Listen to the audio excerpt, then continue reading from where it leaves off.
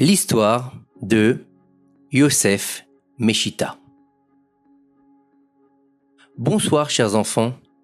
Aujourd'hui, nous allons raconter une histoire en rapport avec la période dans laquelle nous nous trouvons. La période de la destruction du temple. Yosef Meshita était un juif qui vivait à l'époque de la destruction du deuxième Beth Amikdash. Lorsque les Romains avaient détruit le temple, ils avaient peur d'y entrer. Même les méchants Romains savaient que le temple était très saint et ils avaient très peur de rentrer dans la maison d'Hachem. C'est pour cette raison qu'ils cherchaient quelqu'un pour entrer dans le temple et ils annoncèrent à haute voix devant les Juifs présents: celui qui accepte d'entrer dans le temple, tout ce qu'il en sortira sera pour lui. Aucun Juif présent n'accepta d'entendre la voix des Romains.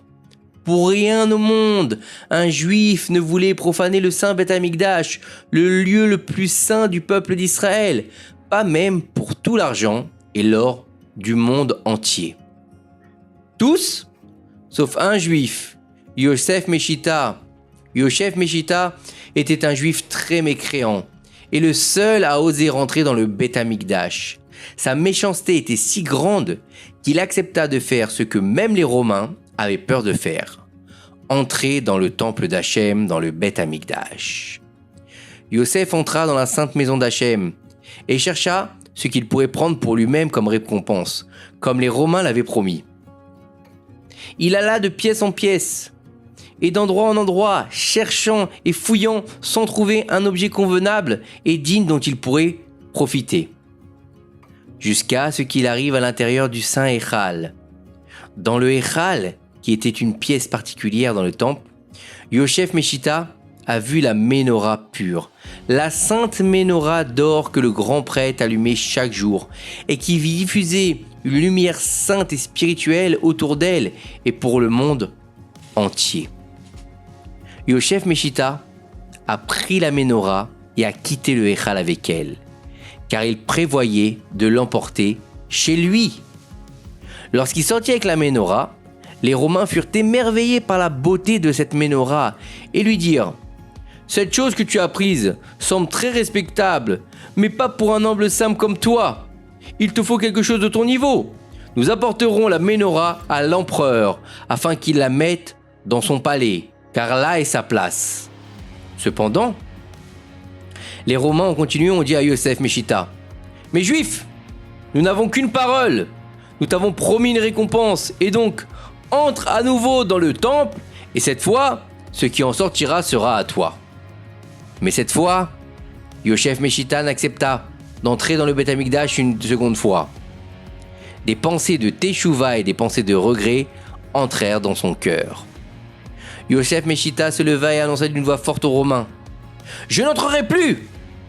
Les Romains furent étonnés de la réponse de Yosef Meshita et commencèrent à essayer de le convaincre avec une langue douce et agréable et lui promirent une grande richesse et les honneurs.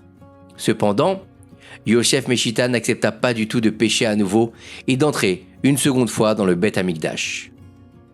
Après que les Romains ont vu que les belles paroles ne le convainquaient pas, ils commencèrent à le menacer, à lui dire: si tu ne rentres pas encore une fois, nous te punirons d'un châtiment sévère.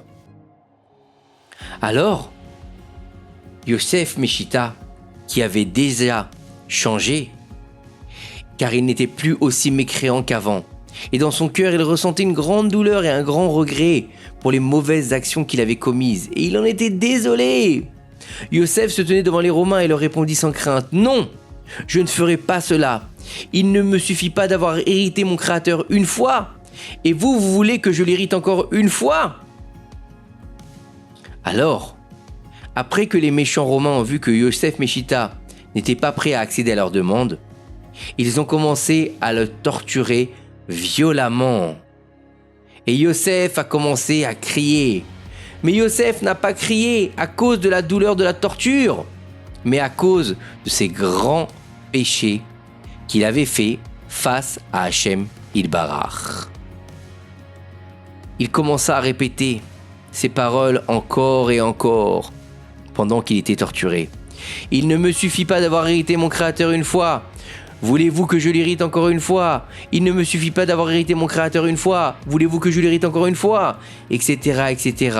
Il a dit la même phrase jusqu'à ce que son âme soit libérée dans la pureté. Qu'il a rendu son âme à Kadosh Baruch Hu. Une voix sortit du ciel et dit « Béni sois-tu, Yosef Meshita, qui est convoqué à la vie dans l'autre monde. » Vous vous rendez compte, les enfants? Alors que c'était un grand mécréant, un grand rachat. De là, les enfants, nous apprenons quel est le pouvoir du repentir, de la teshuva. Et même si parfois nous faisons des erreurs et tombons, nous devons savoir qu'il est toujours possible de se relever et de faire une grande teshuva. Voilà les enfants pour l'histoire de la semaine. À très bientôt.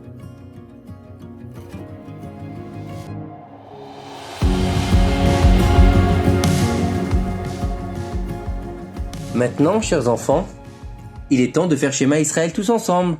Shema Israël, Adonai Eloheinu, Adonai Echad. Bonne nuit.